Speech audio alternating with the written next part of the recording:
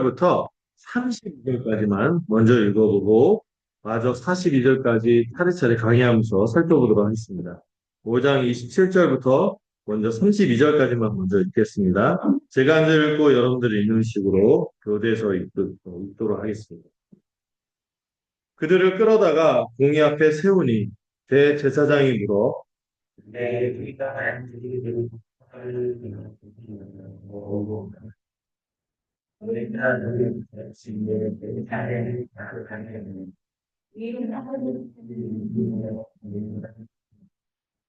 베드로와 사도들이 대답하여 이르되 사람보다 하나님께 순종하는 것이 마땅하니라.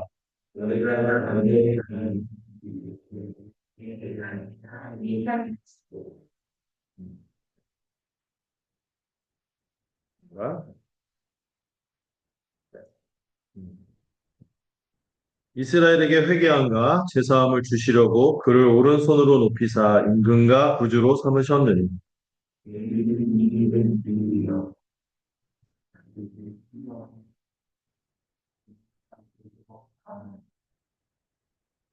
네.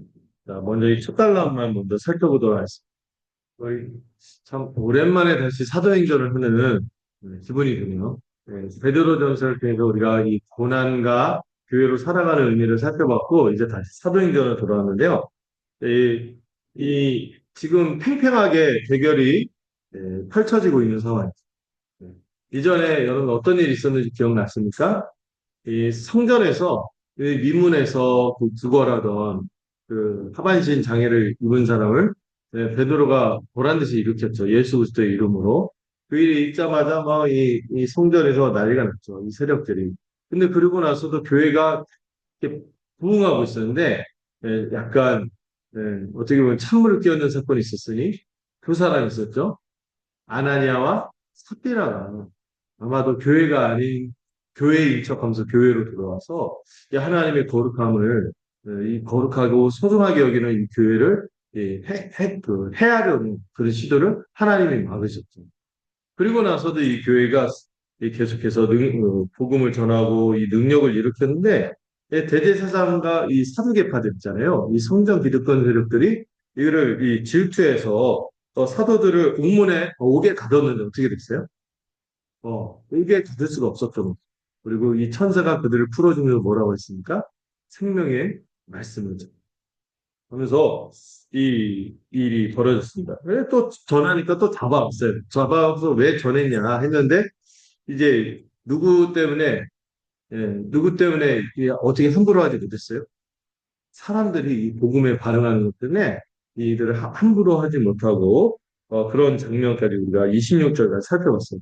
자칫하다가 백성들이 돌로 칠까 봐. 그 정도로 이제 복음과 교회 영향력이 드러나는 내용들을 살펴봤습니다. 오늘 이제 27절부터는 이 법정 장면이 나와 있어요. 이 피고석에는 누가 앉아 있습니까? 주님의 사도들. 예수 주님이 친히 부르셔서 12명의 제자로 뽑았다가 한 명이 결혼이 됐지만 새롭게 마피아로 구성된 이 사도들이 이 법정이 다 소환이 된 거예요. 예. 이게 보이시나요? 이거 만드는 게 의미가 있을까 싶은데 그래도 그 흐름을 따라오도록 하도록 하기 위해서 제가 이렇게 만들어 봤어요. 여기 보면은 이 법정 장면이 있어요. 피고석에 누가 앉아 있습니까? 우리 주님의 12 사도들이 앉아 있고 검사석에는 누가 앉아 있을까요? 그 당시 최고의 종교 권력을 가진 누구? 대제사장이 서 있는 거죠. 그리고 그 법정은 누가 꽉 채우고 있어요? 산해들이 공회. 아무래도 한 72명 정도 구성되어 있다고 그죠? 이 사람들이 가득 채우고 있는데 이 고소의 제목은 뭡니까? 최고 권위의 명령에 대한 불복입니다. 이 복음을 전하지 말라고 누가 명령했어요? 대제사장을 비롯한 이 성정 권력, 이 제사장 세력들이 그 복음을 전하지 말라고 이렇게 엄포를 놨는데 그다음 여러분 이스라엘은 신령국가 아니겠습니까? 대제사장의 명령은 거의 누구의 명령처럼 받아들여졌어요? 하나님의 명령처럼 받아들여졌는데 이들이 그 말을 불순종하고 그래서 복음을 전하니까 이걸로 이제 이들을 이 법정으로 소환하는 이 법정에서 우리는 이제 하나님의 뜻이 어떻게 펼쳐지는지 보게 되는 것이죠. 그러면 이 재판이 갑자기 일어난 것이 아니라 바로 직전에 5개의 사도들이 갇혀 있었잖아요. 근데 밤중에 갑자기 주의 사자를 통해서 천사를 통해 기적적으로 풀려났어요. 이들을 가뒀지만 복음을 가질 수가 없었죠. 그리고 이 천사들이 뭐라고 말했습니까? 이 성전에 서서 이 생명의 말씀을 다 백성에게 전해라. 라는 분명한 하나님의 명령을 받은 것이죠. 그렇기 때문에 이 재판이 벌어진 것은 이 사도들의 어떤 불법행위, 무모한 행동 때문이 아닌 것이죠. 하나님께서 먼저 베푸신 놀라운 구원의 은혜에 이 감격하고, 여러분 이 감옥에 갇혔는데 막 풀려났어요. 막 감옥이 그들을 가둘 수가 없어요. 이런 능력을 경험한 이들이 그 권능과 은혜에 압도되어서 전하지 않을 수 없어서 나타난 그런 필연적인 결과였죠. 근데 지금 이 법정은 팽팽하게 대결이 이루어지고 있는 단순히 이게 유대 종교 지도자들과 신흥 종교 집단 사이의 갈등이 아닌 거죠. 뭐 신천지와 통일교의 싸움 이런 게 아니라는 거죠. 어. 이 법정은 옛 언약의 권위 체계이자 이 세상의 나라를 상징하는 산헤드린이라는 이 기득권 권력과 이 새로운 흐름을 가져오는 하나님 나라를 상징하는 세원에게 공동체인 이 교회가 정면으로 충돌하는 그런 장면입니다. 구속 역사에 있어서 중요한 전환점을 지금 보여주고 있는 거죠. 오늘 우리는 이 극적인 법적인 이 다툼, 공방을 통해서 이 세상의 어떤 권력도 흔들 수 없는 하나님의 교회가 어떻게 승리해 가는지를 보려고 합니다. 먼저 우리가 읽었던 27절, 32절은 제목이 어떻죠?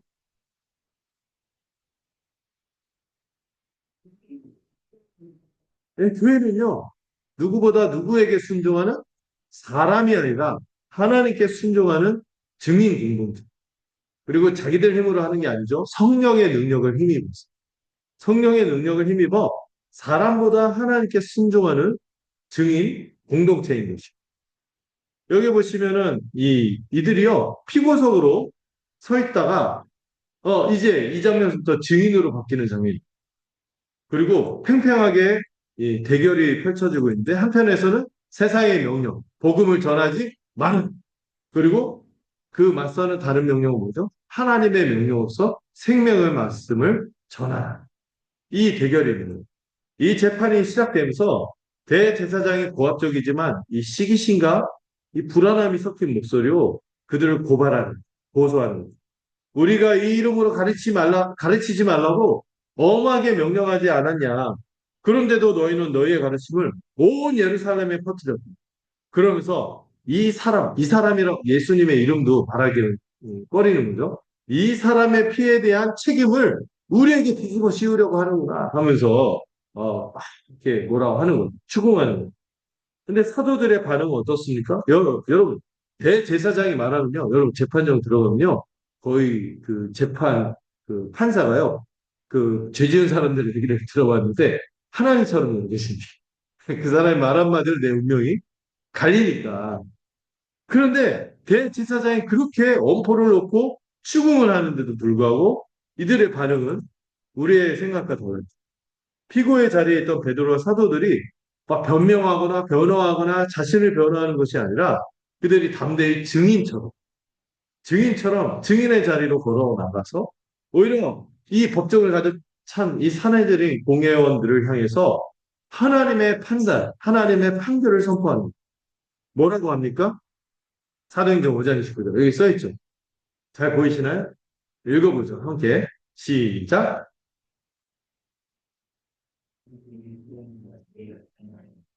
음. 이 선포는 우리를 위해서 이미 모든 구원과 모든 생명의 역사를 이루신 이 하나님의 사랑에 대한 응답인 거죠. 우리를 구원하신 그 하나님께서 이제 우리에게 말씀하신 그때 우리는 어떻게 반응해야 합니까? 혹시 하나님께 순종하여서 세상의 법정에 있기보다 사람에게만 순종하여 하나님의 법정에 서게 되지는 않을까? 우리 자식 좀 생각해봐요. 사람에게 순종하느냐, 하나님에게 순종하느냐, 이 생명의 말씀을 전하고 받아들이느냐, 아니면 이것을 전하지 말라는, 믿지 말라는 그런 것에 응답해서 우리가 세상 법정에 서야지 하나님의 법정에 서면 안 되는 거죠. 그러진 않은가 생각해 봐야겠다. 여러분, 이 사도들의 증언이 이어지는데요. 이 사도들의 증언의 그 이어지는 29절에 이어서 다음에 나오는 30절, 31절, 32절은 이 그들이 받은 이 구원을 요약해서 말하는 구원의 복음을 요약해서 말하는데 여기 삼위일체적 구조로 되어 있습니다. 삼위일체 하나님이 행하신 위대한 구원 사역을 쭉 삼위일체적 관점에서 설명합니다. 첫째로 그들은 먼저 성부 하나님의 주권을 선포해요. 우리 조상들의 하나님께서 여러분이 나무에 달아 죽인 예수를 살리셨어요. 우리 하나님께서 주권적으로 행하신 구원의 역사를 선포한 거예요. 여러분, 십자가가 어떤 거죠? 세상에서 가장 저주받은 모양이죠. 가장 큰 저주요? 실패예요. 반역자들이 달리며 뭔가 하려다가 그 체제에 의해서 실패해서 아주 저주를 받고 반역자로서 처참하게 죽이는 이 형틀, 이 십자가 죽음을 하나님께서 뭐로 바꾸셨습니까? 가장 위대한 구원이 일어나는 자리, 승리의 보자로 바꾸신 것이죠. 사도들은 왜 굳이 십자가라고 하지 않고 뭐라고 표현했죠? 나무에 달아 죽인 예수라고 말했을까요? 여러분 배웠으니까 알죠? 신명기 21장 23절에 이런 말씀이 있어요. 나무에 달린 자는 하나님께 저주를 받았습니다. 이 말씀을 떠올리게 하면서 오히려 예수님 십자가에서 죽으셨습니다 하면은 사람들이 십자가에서 메시아가 죽었다고 그럴 텐데 오히려 적극적으로 하나님께 저주를 받은 것입니다. 이거를 떠올리게 하면서 오히려 말하는 거예요. 사내들은 이 십자가를 예수님을 고의로 매달았죠. 나무에 달려서 죽도록. 그래서 예수가 하나님께 저주받아 죽었다.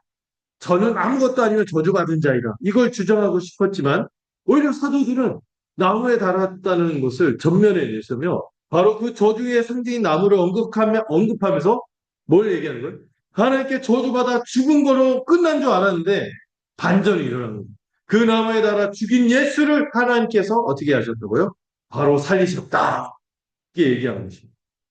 세상이 가장 큰 저주라고 손가락질한 그 사건을 하나님께서는 가장 위대한 구원의 사건으로 바꾸셨음을 명확하게 보여주는 표현을 한 것이죠.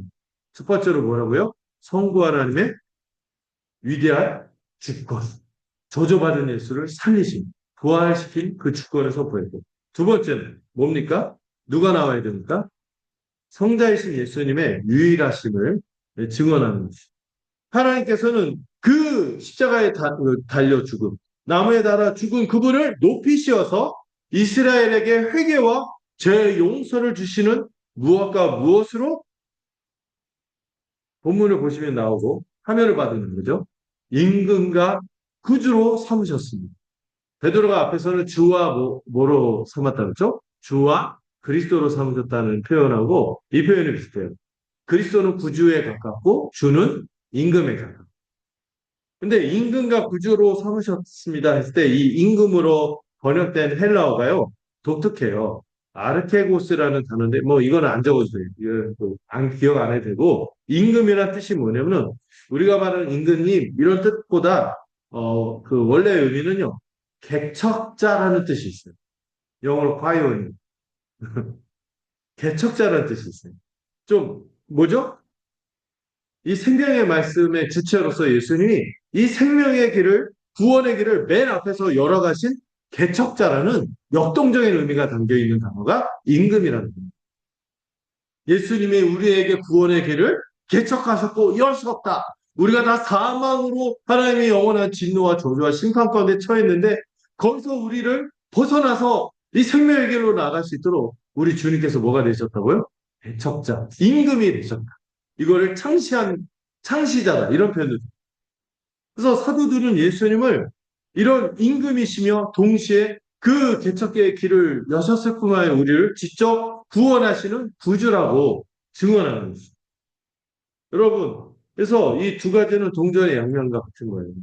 구주는 우리를 죄에서 용서하시는 은혜의 측면을 보여준다면 예수님은 우리를 구원만 하고 내버려 두시는 분이 아닌 거죠. 개척자라고 하고 그 길을 계속 이끌어 가시는 분. 임금으로서 우리를 지금도 삶의 방향을 구원으로 이끄시고 다스리시는 임금인 줄로 믿습니다.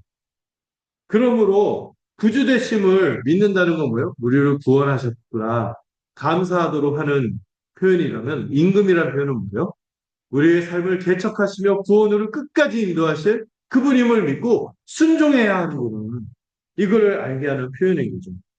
우리는 그분의 용서를 받은 백성이면서 동시에 그분의 개척에 나가시는 그 구원의 길을 함께 걸어가게 하시는 그 통치, 다스림에 순종하는 뭐다?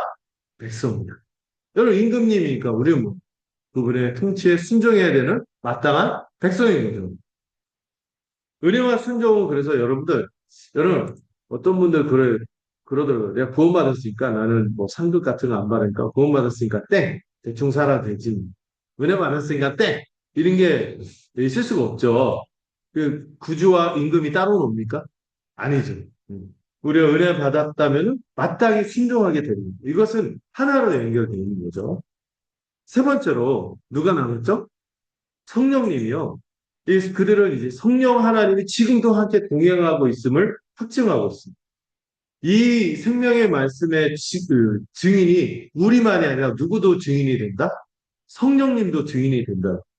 우리와 또한 하나님께서 자기에게 순종하는 사람들에게 주신 누구도 성령께서도 이 모든 구원의 역사, 복음의 증인이 되십니다. 하고 얘기합니다.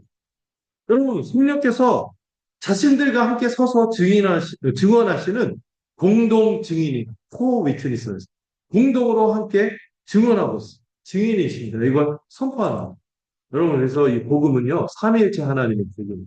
성부 하나님이 주권적으로 이를 이끌어 가시는 우리 주님께서 개척하시고 우리를 구원을 가져다 주시며 지금도 이끄시고 또 누가 우리와 함께 동행하시며 이 일을 증언하십니까? 성령님이 증언하시는 거예요. 음. 그래서 여러분들 복음 전할 때요. 내 말재주로 하는 게 아니라니까요. 이 복음 증언에는 누가 있어요? 삼위 하나님이 있어요. 하나님께서 이미 큰 역사를 베푸셨고 우리 주님께서 지금도 그 구원의 역사를 개척해 나가시고 통치해 가시며 그 일에 권능으로 함께 하시는 분이 누구다? 우리 성령님이에요. 그래서 복음 전할 때 여러분 성령님의 역사 있기를 간구하세요. 복음 전할 때 여러분 우리의 말로 그들이 변화되는 그 삼위일체 하나님의 역사, 특히 성령이 우리와 함께 공동으로 증언하시기 때문에 그들의 심령이 열려서 믿을 때 역사가 일어날 줄로 믿습니다. 이 놀라운 일방적 은혜가 먼저 주어졌기 때문에 우리의 순종은 이 은혜에 대한 감사의 반응입니다. 여러분 복음 전하는 게 부담이 되지 않았으면 좋겠어요. 복음 전하는 건요. 뭐에 기초해서 하는 거예요? 우리 하나님의 역사에 기초하는 거예요. 그리고 이거 할 때 내 말이 역사를 일으키는 것이 아니라 누가 역사를 일으키는 거예요? 성령님이 일으킨다는 것을 믿고 복음을 전하세요. 안 믿는 건 그 사람 책임, 하나님 책임이에요.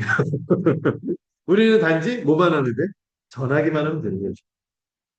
이 확고한 사실에 대한 확신이 우리 안에 있을 때 여러분 이 복음 전하라는 순종, 생명의 말씀을 전하라는 이 말씀에 대한 순종이 우리에게 더 이상 무거운 짐이 안 될 거예요. 주어진 은혜에서 반드시 흘러나올 수밖에 없는 기쁨의 열매가 될 것입니다. 아멘. 이 사도들의 담대함은요, 사람에게 아니라 하나님에게 순종해야 합니다. 되게 멋있잖아요. 영웅적인 것 같잖아요. 이게 무슨 순종해야 한다 하는 어떤 막대한 사명과 의무가 여기서 나온 게 아니에요. 이들의 용기는 어디에서 나왔을까요? 이 놀라운 예수님이 바로 우리의 구주이십니다. 지금도 우리를 다스리시고 그분이 보내신 성령이 우리를 돕고 있어요.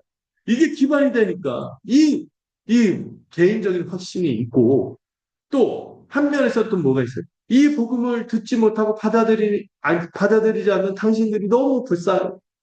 이 마음이 있으니까 이 사랑에서 터져 나오는 것이기 때문에 감당.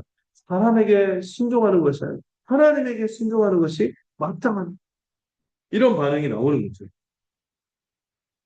여러분 생각해 보면요. 세상에 많은 사상가, 철학자들이 있죠. 뭐 소크라테스부터 시작해서 뭐 지금도 많은 뭐 스토니 뭐 많은 철학자들이 있어요.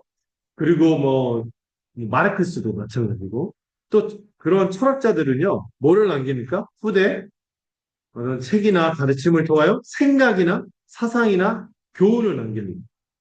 그러나 그들의 제자들이 그 스승의 좋은 가르침을 위해 목숨을 걸었다는 이야기가 흔치는 않죠. 왜냐하면 사상이나 인간의 사상, 생각, 철학은 어때요? 언제든지 비판받고 수정될 수밖에 없어요. 그러나 사도들은 달랐어요. 그들이 전한 것은 좋은 사상과 철학을 전한 게 아니라 그들이 친히 눈으로 보고 손으로 만진 바였던 역사적 사실. 뭘 본 거예요? 예수 그리스도의 부활을 증언하는 것이. 또 그 부활의 능력이 방금 어떤 역사를 일으켰어요? 병자를 고치고 구신을 쫓아내고 놀라운 권능을 나타내는 것을 경험하고 있으니 그들의 담대함은요, 막연한 신념이 아니에요. 어, 그걸 위해서 이렇게 이 사람들이 대단한 사람도 아니잖아요. 성령 받았을 때. 그들이 붙들고 있는 진리가 생명의 진리이기 때문에 그럴 수밖에 없는 거예요. 흔들 수 없는, 흔들리지 않는 사실에 대한 확신에서 나온 태도인 것이. 그리고 성령께서 바로 그 사실이 진림을 그들의 마음속에서 증거하고 확신을 주고 역사하고 있으니까 이렇게 증언할 수밖에 없는 거죠. 여러분, 우리가 무엇을 해서가 아니라 여러분들 한 산 한 산이 내 자신이 무엇을 해서가 아니라 성부 하나님께서 나를 위해 예수님을 높이셨어요. 또 성자이신 예수님께서 임금과 구주가 되셨으며 성령님께서 지금도 내 안에서 이 사실을 증언하시고 있는 거죠.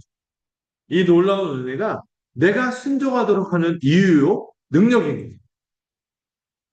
여러분, 이 증인이 된 사도들의 이 담대한 선포에 사내들인 법정이 술렁거립니다. 야, 이들, 그 어부 찌끄레기들인 줄 알았더니, 이들 왜 이렇게 대담하지? 왜 이렇게 안 물러서지? 또 이 사도의 증언을 딱 들으니까 너무 똑똑해. 체계적으로. 쟤들이 저런 애들이 아닙니다. 그리고 이 사도들의 증언을 듣는 이 공회원들의 크게 분노하는 반응의 이 표현이 나오잖아요. 몇 절이냐면은 33절에 보면 그들이 듣고 크게 노하여 이 표현이 나오죠. 이 표현이요. 단지 노했다. 화가 났다. 이런 정도의 표현이 아니에요. 요즘에 그런 표현이 있죠. 긁혔다. 말로 긁힌 정도가 아니에요. 그 본문의 단어를 보니까 마음이 마치 날카로운 톱에 켜지는 듯한 격렬한 분노에 사로잡혔어요. 이들의 증언을 듣고 그렇구나 이런 게 아니라 그들이 여전히 이 사로잡혀 있어. 이 사단에 사로잡혀 있으니까 이 날카로운 톱에 또 그들의 기득권을 반대하고 이런 그들의 약한 행실이 막 드러나니까 분노에 사로잡힌 거예요. 그래서 산헤드린 공회가 만장일치로 이들에게 이 사형, 돌팔매형 이런 거죠. 이걸 구형하려고 했어요. 근데 바로 그 순간에 아무도 예상하지 못한 변호인이 이 법정에 들어섭니다. 자, 보시면은 이 두 번째 대지 제목이 뭐라고요?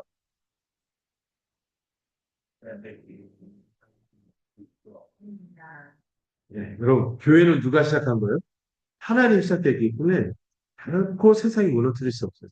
어떤 분들은 어떤 일들이 있으니까 교회가 무너진다 이러고 막 두려워하고 무슨 집회를 하고 막 이러는데 그거 없어요. 교회는 누가 시작하시고 누가 이끄시고 누가 이 교회를 복되게 완성할까요?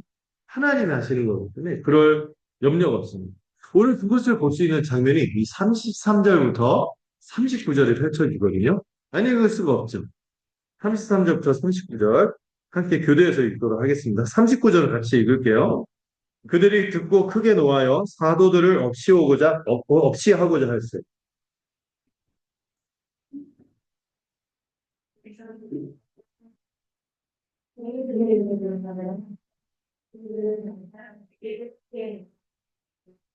말하되 이스라엘 사람들아 너희가 이 사람들에게 대하여 어떻게 하려는지 조심하라.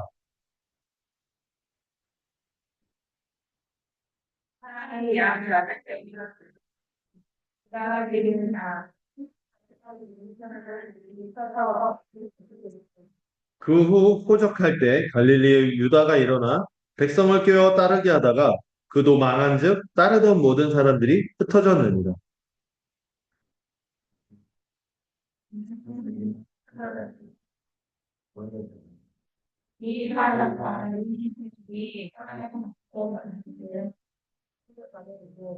같이 읽겠습니다. 만일 하나님께로부터 났으면 너희가 그들을 무너뜨릴 수 없겠고 도리어 하나님을 대적하는 자가 될까 하노라 하니. 예. 여러분 여기 때 생각지 않은 변호인이 등장돼 누구요?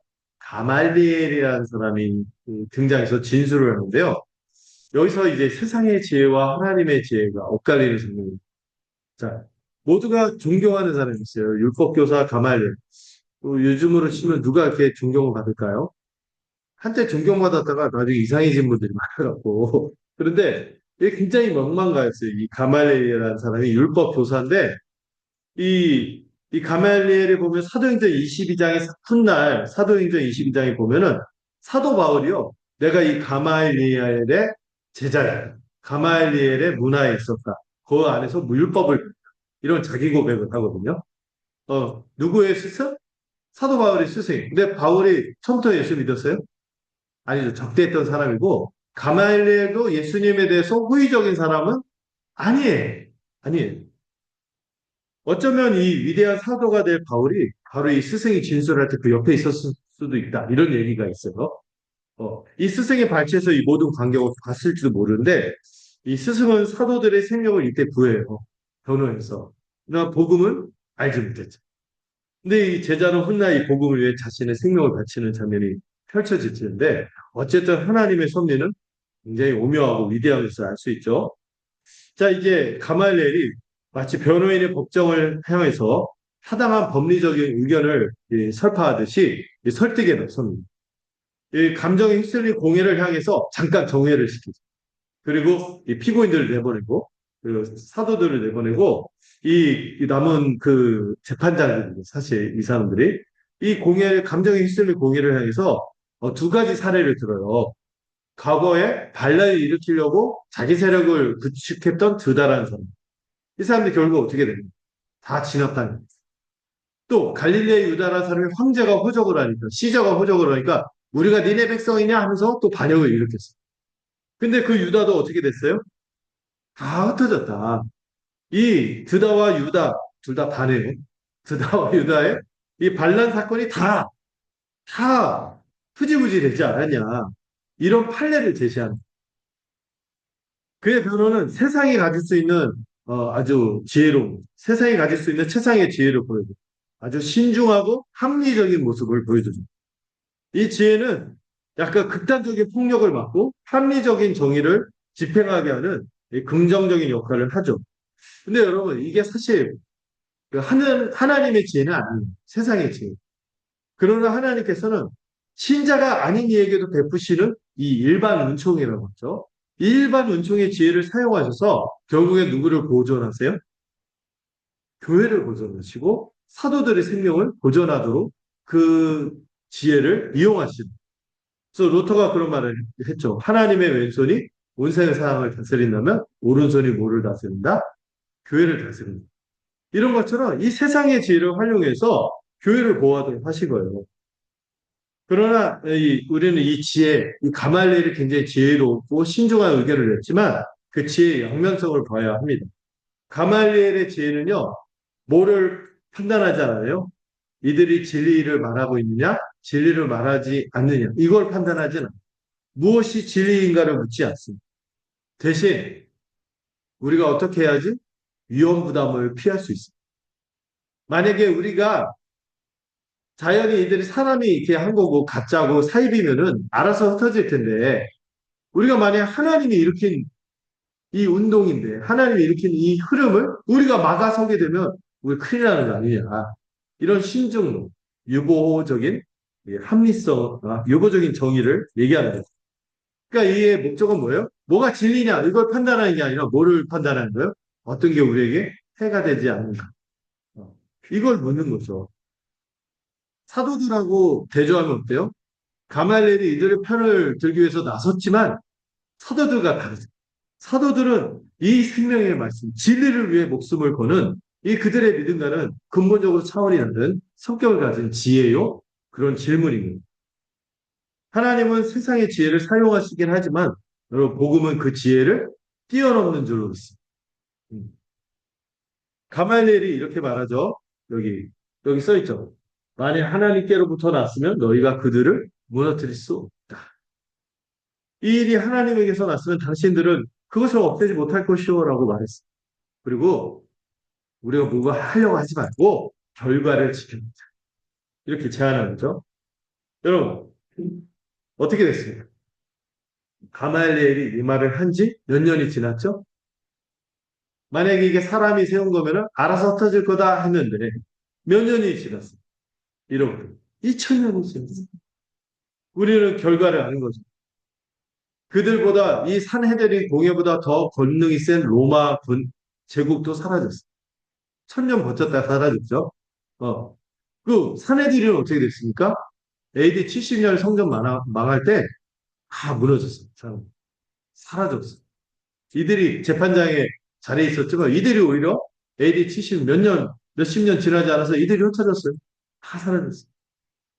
로마 제국뿐만인가요? 수많은 사상과 이념이 나타났다가 번쩍하고 나타났다가 다 사라졌어요. 그러나 2000년에 온갖 핍박과 조롱과 무시 속에서도 누구의 복음, 우리 주 예수 그리스도의 복음은 사라지지 않은 거죠. 오히려 온 땅으로 퍼져나가서 마늘과 쑥을 먹고 있던 우리, 무슨 말인지 알죠? 마늘과 쑥을 먹고 있던 우리에게까지 전해진 거예요. 여러분, 역사가 이 가말리엘의 가설을 증명했어요. 이 복음은 참으로 하나님에게서 난 것이기에 세상은 결코 교회를 무너뜨릴 수 없는 것입니다. 다만 이 세상의 지혜는 뭐를 보고 판단해요? 결과를 보고 내게 해가 되겠는 위험 부담이 있는 이걸 보고 판단하기. 그러나 우리는 이미 십자가와 부활로 완성된 복음의 결과를 믿음으로 살아갑니다. 이 하나님의 이 위대한 구원의 역사가 결코 실패할 수 없음을 믿기에 이걸 확신하고 이걸 의지하기에 우리는 세상의 위협 앞에서 담대할 수 있는 것이죠. 2000년의 역사가 증명한 하나님의 일. 이 복음을 결코 실패할 수 없음을 우리는 확신할 수 있는 거죠. 자, 이제 마침내 세상 법정의 판결이 내려집니다. 이 가말리엘에게 설득당한 이 산헤드린 공예가 원래 돌로 쳐서 죽이려고 했지만 뭐를 선고해요? 어떻게든 그냥 풀어주기는 좀 그렇죠. 얄밉고 막 믿고 하니까 어떻게 했어요? 채찍질을 선고했어요. 여러분 채찍질이 어떤 건지 아시죠? 여기 그냥 짧게 채찍을 맞았다 이렇게 표현하니까 별거 아닌 것처럼 느껴졌지만 예수님이 십자가에 달렸을 때 채찍 맞은 거 기억나시죠? 살점이 배. 이 피떡이 되는 채찍질. 이거를 그들이 선고했어요. 이 당시 채찍질은요, 육체적인 고통만 주는 형벌이 아니었습니다. 이 사람들 앞에서 옷을 갉아벗겨갖고 매질을 하는 거예요. 육체적으로도 망가뜨리지만 한 개인의 명예와 사회적인 체면, 자존감, 이걸 완전히 짓밟아서 다시는 고개를 들지 못하게 하는 공개적인 수치와 망신 주기가 이 채찍질입니다. 그들의 목적은 아예 망신을 줘버려갖고 얼굴을 들 수 없게 해갖고 다시는 뭐를 전할 엄두가 안 나도록 복음 전할 엄두가 안 나도록 이렇게 만드는 거예요. 그래서 겁쟁이를 만들려고 위축시키려고 한 거죠. 그러면서 뭐라고요? 다시는 예수의 이름으로 말하지 말라는 금지 명령을 내렸죠. 이 잔혹한 채찍형 집행이 끝나고 나서 사도들이 어떤 상태겠어요? 피떡이 됐겠죠. 그런 상태에서 이제 부축을 받으면서 법정을 나왔겠죠. 이 세상의 눈으로 보면 그들은 어떤 모습입니까? 유죄 판결을 받은 패배자고 수치를 당한 범죄자의 모습이었습니다. 그러나 그들은 세상의 법정이야. 하늘의 법정에서 이 판결이 어떻게 내려졌고 그 판결을 어떻게 해석하고 있는지를 온몸으로 보여줍니다. 세 번째 제재 제목이 뭘까요?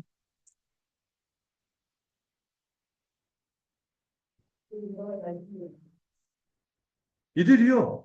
이런 수치를 당하고 육체적으로도 그 린치를 당했음에도 불구하고 그리스도의 이름으로 받는 고난을 가장 큰 영광과 기쁨으로 여기는 우리의 예상과 다른 슬퍼, 위축되고, 주를 향한 길이 이런 거지, 뭐, 막 이렇게 딱 가라앉는 게 아니라 오히려 기뻐하고 영광으로 영접한다. 세상의 판결과 하늘의 판결이 다르기에 그런 거지. 자, 이 40절, 42절을 직접 읽어볼까요? 40절, 42절. 이거는 세 절이니까 함께 읽도록 하겠습니다. 시작. 사도들을 불러들여 채찍질하며 예수의 이름으로 말하는 것을 금하고 놓으니 사도들은 그 이름을 위하여 능욕받는 일에 합당한 자로 여기심을 기뻐하면서 공회 앞을 떠나니 그들이 날마다 성전에 있든지 집에 있든지 예수는 그리스도라고 가르치기와 전도하기를 그치지 아니하니. 아멘. 여러분, 41절에서 이 하늘 법정의 판결문을 이렇게 기록합니다. 사도들은 그 이름을 위하여, 누구의 이름? 예수의 이름을 위하여 모욕을 당할 수 있는 자격이 있다고 생각하면서 기쁨에 차서 공의 앞을 떠났다는 거예요. 우리는 어떨까요? 맞고 나오는. 찌그러져 그러는데 이들은 이해할 수 없는 반응이 기뻐하면서 나오는 거예요. 야, 우리가 예수의 이름을 위해 모욕당하는 것을 합당한 자로 여겨졌다 하면서 기뻐했어요. 이 합당한 자로 여겨졌다 이 표현이 뭐냐면은 가치 있는 자로 여겨졌다는 표현이에요. 그럴 만한 자격이 있다고 인정받았다. 우리 같은 사람들이 예수의 이름으로 모욕을 당할 수 있다니 감사하다 하면서 나왔다는 거예요. 세상 법정은요, 수치를 주려고 준 판결을 이들은 하늘 법정의 판결을 받아들이며 영광스러운 자격으로 받아들여요. 뒤집어서 받아들여요. 여러분, 이것은요, 위대한 어떤 핍박받는 박해를 당한 사람들, 어떤 순교자에게만 해당하는 이야기가 아닌 것이죠. 오늘도 우리가 살아가는 삶에 여러 가지 이 선택의 갈림길에서 이 작은 선택을 할 때, 주를 위해서 우리가 조그만 작은 선택을 할 때마다 이 기쁨은 동일하게 주어지는 것이죠. 여러분, 우리가 신앙생활 할 때 만만치 않죠. 이거 막 다 보여주고 설명을 해야 되는데 제가 이게 익숙지가 않아서. 자, 그리고 우리가 신앙생활 할 때 작은 선택을 할 때가 많아요. 신앙은 우리가 소중하게 여기는 이 복음을 위하여 선택하는 것들이 있어요. 그리고 때를 이 믿지 않는 가족들 틈바구니에서 또 우리가 학교에서 우리 친구들 식사기도 했어요. 다 주변에 안 믿는 사람들로 둘러싸였을 때. 이 식사기도를 할 때 막 옆에서 핀잔 들고 막 조롱하잖아요. 그럴 때 여러분 오히려 영광스럽게 여기세요. 나는 내가 갖고 있는 믿음 때문에 이렇게 저들이 모르는 것을 누리고 있다. 또 이웃과의 대화에서 불의한 소문, 교회에 대해서 복음에 대해서 비방하고 이럴 때 예, 이런 것들에 이렇게 우리가 흔들리지 않는 거죠. 또 예를 들어서 여러분 이상한 잘못된 담화라 뒷담화라 안 좋은 얘기들 할 때 그 사람들은 사실 뒷담화에서 친해진다. 근데 우리는 그걸 기뻐하지 않는 기뻐하지 않고 동조하지 않고 이렇게 하면은 사람들이 달갑지 않게 막 보잖아요. 왜 혼자 왜 저렇게 저러고 있어? 이럴 때 이 어색한 침묵이 견뎌내. 우리는 바로 그 능욕받는 일에 합당한 자로 넘김받는 영광에 참여하는 거였어. 세상 목적은 우리를 사람 이렇게 꽉 막혔어. 융통성이 없어. 분위기 깨네. 그리고 혼자 잘났네. 이런 얘기를 할 때, 이런 판단을 하고 우리에게 다가올 때, 그러나 하늘 법정은 바로 그 순간에 우리를 나의 신실한 증인이구나라고 인정하며 하늘의 기쁨을 부어주시는 거죠. 여러분, 이 사도들이 치치까지 맞는 고난을 당하면서도 기뻐하는 이유는 그들이 의지가 굳세서 지사적인 열심이 있어서, 구국지사의 그런 거 있잖아요. 이런 마음이 강해서가 아니었거든요. 이것은요, 성경 전체에 일관되게 흐르는 이 고난에 대한 관점이 있어요. 고난에 관한 신학이 있어요. 거기서 나오는 기쁨입니다. 주님이요, 이미 요한복음 15장 20절에서 이런 말씀을 하셨어요. 종이 주인보다 크지 못하니 사람들이 나를 박해하였으니 너희도 박해할 것이다. 예수 믿으면요, 예수 믿는 것 자체, 예수님을 따랐다는 이유 자체로 예수님이 당했던 그 박해와 무시와 조롱과 이런 것들을 우리도 당할 수 있다는 거죠. 근데 여러분, 예수님이 산상수훈에서 팔복에서 마지막 여덟 번째 복 기억나시나요? 의를 위하여, 나를 위하여 박해를 받는 자는 뭐가 있다? 복이 있다고 말씀드렸습니다. 그리고 로마서 8장 17절, 우리가 주님과 함께 영광을 받기 위하여서는 모두 함께 받아야 한다. 고난도 함께 받아야 한다. 지난주 설교 좀 주제가 비슷한데요. No pain, no gain. 노 크로스, 노 크라운. 이런 말이 주어졌고, 그래서 베드로전서 4장 지난주에 살펴봤죠. 이렇게 얘기했어요. 그리스도의 고난에 참여하는 특권을 누리는 것으로 즐거워요. 이렇게 얘기를 했죠. 그러므로 여러분, 지난주에 이야기하고 오늘 이야기 이어지는데요. 여러분, 고난은요, 신자의 정체성을 확증해줘요. 그래서 그런 표현이 있었죠. 지난주에. 고난은 신자의 표지. 신자라면 고난이 다 있어요. 우리가 고난이 없으면은 생각해봐요. 내가 피하는 건 아닌가? 내가 만약에 막다트리고 고난이 있다면 내가 신자였구나 하고 안심하십시오. 이 고난, 우리의 정체성을 확증하는 거. 그리고 여러분, 이 고난이 우리에게 어떤 역할을 한다고 했어요? 복습이네요. 주님을 닮아가는, 우리 그리스도의 형상으로 빚어가는 성화의 도구가 된다는 거예요. 상처가 별이 돼요. 우글거리지만, 그를 기억하시다는 거예요. 우리가 이 고난이 우리를 정말 주님 닮은 모습으로, 근사한 모습으로 단련시키고 연단시키고 또 장차 누릴 영광에 참여하게 하는 하나님의 사랑의 섭리의 과정이라는 것을 기억할 때 그 고난을 기뻐할 수 있는 것이죠. 제가 그랬죠. 우리가 변태 아니라고. 고난 당하고 힘들고 아픈데 좋아 이거는 변태죠. 그게 아니라 이유가 있는 건 고난을 기뻐할 수 있는 이유. 여러분 하나님께서는 그 당신의 아들과 같은 그 주님의 영광에 우리를 참여시키기 위해서 그 아들이 걸어갔던 길을 우리에게도 허락하십니다. 이것이 우리가 얼마나 소중한 존재인지를 보여주는 하나님의 신뢰의 표현이 될 수도 있다는 것을 기억하세요. 하나님, 내가 감당할 만한 그릇이 되었다고 하기에 이 일을 허락하셨구나 하면서 그 고난을 인내하심, 우리가 연단이 되고 영광스러운 소망에 이를 것입니다. 아멘. 세상의 법정은요, 이 고난을 패배와 수치로 판결하지만 하늘의 법정은 어떻게 선언해요? 영광스러운 자격을 가졌구나 하고 선포한다는 거죠.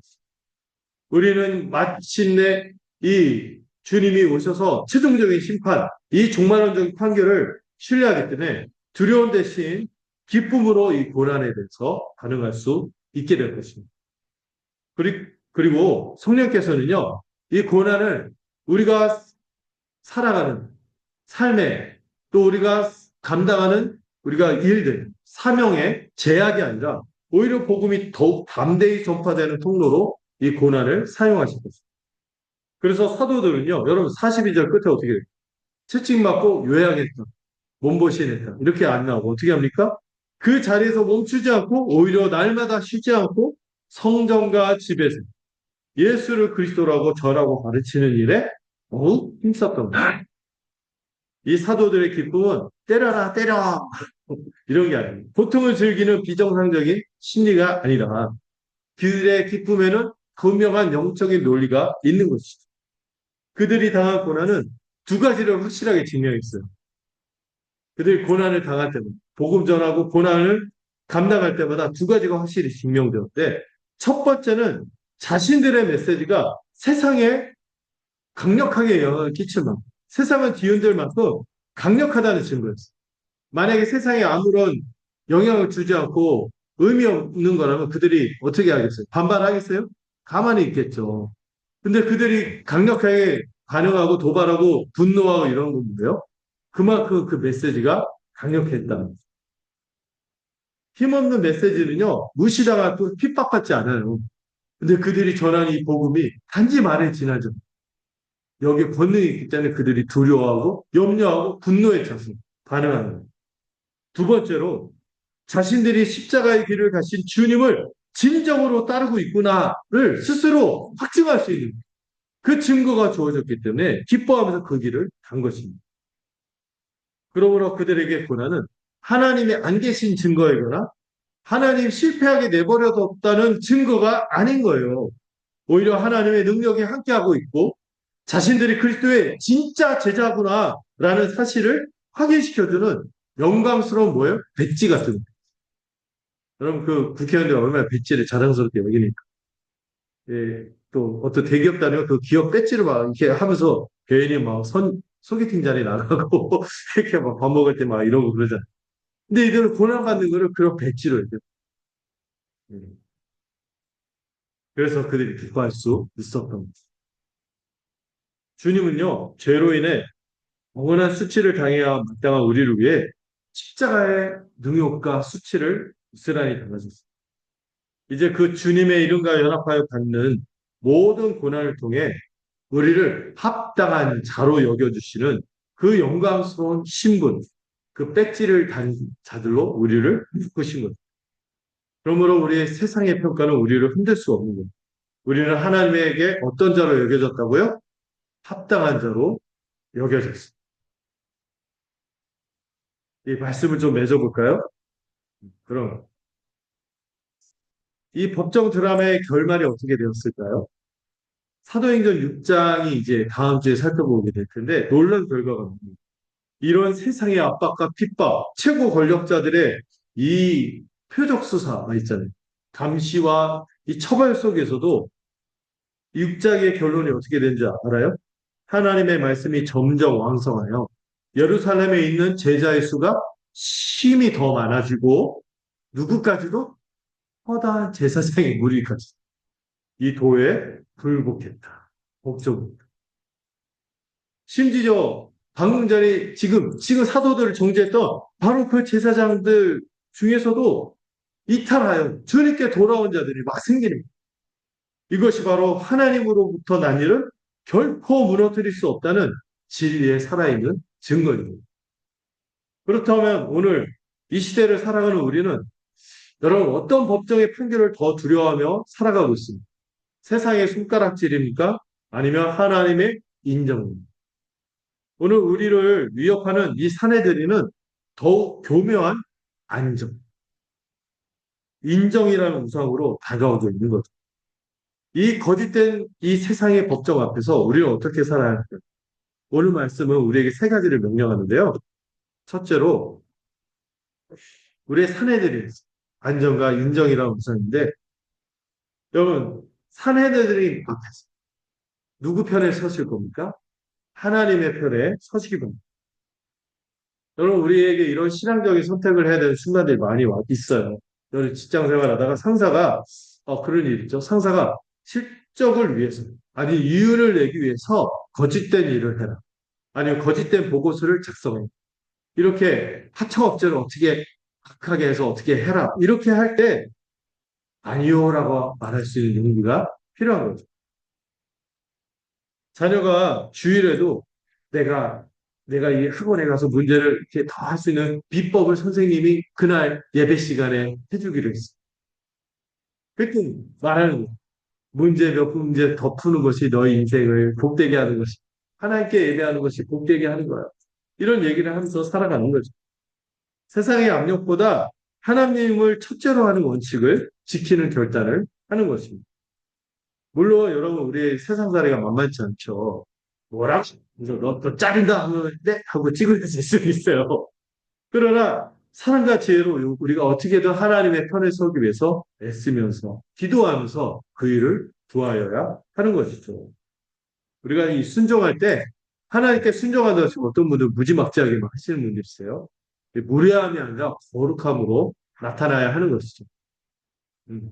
여기서 우리가 이런 지혜도 필요하지만 그러나 중요한 건 뭐예요? 누구 편에서는 안정과 인정의 우상 앞에서 내가 단지 안정과 인정의 그걸 받기 위해서 내가 하나님 편이 아니라 세상 법정 편에 서지는 않는다. 돌아보시기 바랍니다. 둘째, 이 수치라는 세상의 한결을 자격이라는 하늘의 영광으로 다시 해석하는 우리가 되기를 바랍니다. 여러분 신앙 때문에 겪는 작은 오해나 손해가 있을 수 있어요. 수모를 겪을 수가 있어요. 그래서 여러분들 주변에 믿지 않는 분이 있대 명절에 특히 어려울 때 많잖아요. 제사에 참여해라. 어. 이렇게 막 강요받으면서 저는 믿고 있는 신앙 때문에 제사에 참여할 수는 없고 도와줄 수는 있지만 음식도 하고 이런 거 할 수 있지만 절하기는 어렵습니다. 이렇게 얘기할 때 어떤 얘기를 듣죠? 여기는 저기 그, 그 조상에게 도리도 다 하지 않으면서 큰 가족의 한몫도 모르냐. 뭐 이런 식으로 압박이 들어올 때가 있어요. 그때 그런 얘기를 듣을 때 참 괴롭죠. 근데 그런 얘기를 듣을 때 그것을 수치로 여기지 않고 내가 절대로 우상숭배에 동참하지 않는 신실한 증인의 자격을 갖추고 있고, 이렇게 생각하면 어떠시겠어요? 또 직장 회식 같은 거 할 때 술자를 거절하는 거 쉽지 않잖아요. 신자로서 내가 규모 있고 거룩하게 살기 위해서 여러 술을 먹는 게 그 자체가 안 나쁠 수도 있어요. 그런데 술과 관련된 음성적인 문화가 있잖아요. 접대 문화가 있고 이런 거 있잖아요. 이런 거 할 때, 이걸 거절할 때 어떤 얘기 듣습니까? 분위기 깨는 사람이라고 여겨지죠. 그때 여러분 그거를 부끄럽게 여기지 말고 내가 구별된 자녀로서 영광스러운 삶을 취하고 있다. 이렇게 해석하시면 어떻겠습니까? 그런 순간마다 주님 이 작은 어려움을 통해서 제가 주님과 연합되었음을 확인시켜 주시니 감사합니다라고 기도하십니다. 이것이 하늘 법정의 판결을 신뢰하는 기도이면서 우리를 성숙하게 하는 기도인 것이죠. 마지막으로 날마다 쉬지 않고 복음의 증인이 되시기를. 우리의 신앙은 특별한 장소나 이 주일에만 머물러서는 안 되는 거죠. 우리의 일상이라는 성전과 집에서 그리스도를 드러내는 적극적인 삶이 되어야 하는 것이죠. 그리고 이 길은 홀로 걷는 외로운 길이 아닌 거죠. 교회는 믿음으로 갈등하는 지체의 곁에서 함께 증인으로 서주는 공동체이죠. 또 서로의 방패가 되어주는 영적인 가족인 거죠. 여러분 세상에서 막 싸우고 상처받고 수모당하고 실패하기도 하고 손가락질 당하고 또 따도 당하고 이런 일이 있을 거예요. 그럴 때 교회 오해는 어때요? 내 동지들. 그리고 또 이렇게 어떻게 헤쳐나갈지 지혜도 배우고 이런 것도 하면서 살아가는 거죠. 우리가 이렇게 살 수 있는 힘은 우리의 의지에 달려있지 않습니다. 이 모든 순종은 우리를 위해 모든 것을 이루시고 십자가에서 다 이루었다 선언하신 주님의 은혜에 대한 감사의 반응일 뿐이죠. 우리는 구원으로 나아가는 자들이 아니라 이미 구원받은 자로서 살아가는 거죠.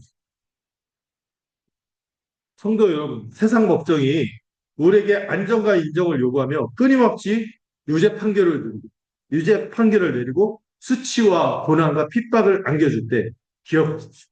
하늘의 최고 재판장이신 우리 하나님께서는 이미 그분의 아들 안에서 우리에게 최종 판결을 내리셨습니다. 십자가에서 주님이 뭐라고 했어요? 다 이루었다 선포하심으로 우리의 모든 죄값을 치르시고 너는 이제 의롭다. 내 사랑하는 자녀다. 라고 판결하십니다. 우리는 이 하늘의 최종 판결문을 붙들고 살아가는 사람이죠. 이 확신이 있기에 우리는 세상의 어떤 판결 앞에서도 담대히 서서 기쁨으로 주님을 증언할 수 있는 것이죠. 이 확신을 가지고 흔들리는 세상 속에서 하늘 법정의 최종 판결을 믿는 자들답게 흔들리지 않는 하나님의 교회로 살아가는 저와 여러분이 되시기를 주님의 이름으로 축원합니다. 기도하겠습니다. 사랑과 은혜가 풍성하신 하나님 아버지, 오늘 말씀을 통해서 세상의 법정 속에서도 승리하는 우리 교회의 모습을 보게 하시니 감사드립니다. 우리 안에 계신 성령의 능력을 의지하여서 우리 삶의 모든 사내들인 앞에서 사람보다 하나님께 순종하는 증인으로 서게 하여 주시옵소서. 안정과 인정이라는 우상에 무릎 꿇지 않게 하시고 복음 때문에 겪는 어려움을 수치가 아니야 영광스러운 자격으로 여기는 믿음을 허락하시옵소서. 그리하여 날마다 우리의 삶의 자리에서 예수는 그리스도시라고 가르치고 전도하기를 쉬지 않는 살아있는 교회로 우리를 사용하여 주시옵소서. 우리 구주 예수 그리스도의 이름으로 기도드렸습니다. 찬송가 336장 함께 찬양하도록 하겠습니다.